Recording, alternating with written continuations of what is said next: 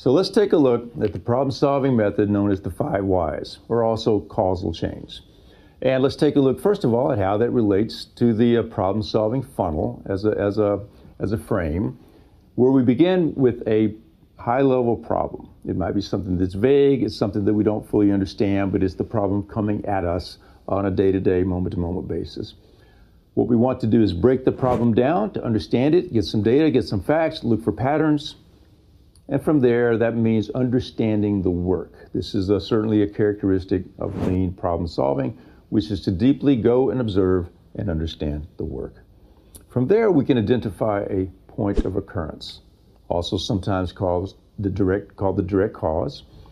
It can also be thought of as a problem in its own right. Now, we can do the fun part, which is to start to ask the 5 whys. We can put on our investigative hats and ask why is this occurring?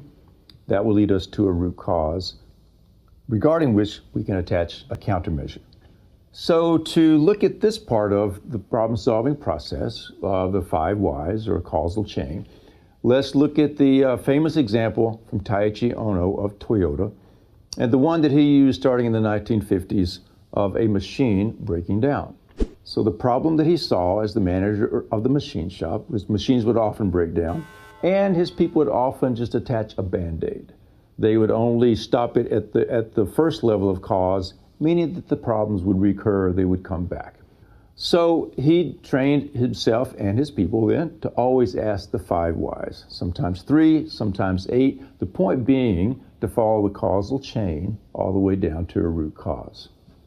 So in this example, he looked at a machine that had stopped working and identified with the first why that it had blown a fuse in the control box because it was overloaded. The overload caused the fuse to blow. Then he didn't stop there, asked why again, and recognized that insufficient lubrication was getting to the bearing. So the bearing, therefore, was causing the overload on the machine. Not stopping there, he went to the next cause and asking why, found that the pump was not drawing lubricant, so the lubricant then would not be sent to the bearing. Still not stopping there, okay, why again was the pump not drawing lubricant? Because the shaft was worn, causing it to rattle and not function properly. Now, another why there led him to a root cause, which was that there was no strainer that allowed metal chips to enter in and damage the pump. So with the damaged shaft, that would mean that the pump wasn't drawing lubricant, so that there wasn't enough lubrication going to the bearing.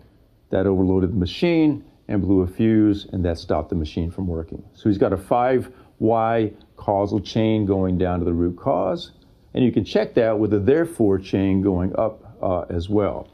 So now he knows if I apply a countermeasure here, which is to make sure there's a strainer, then the problem will be solved so that it doesn't come back.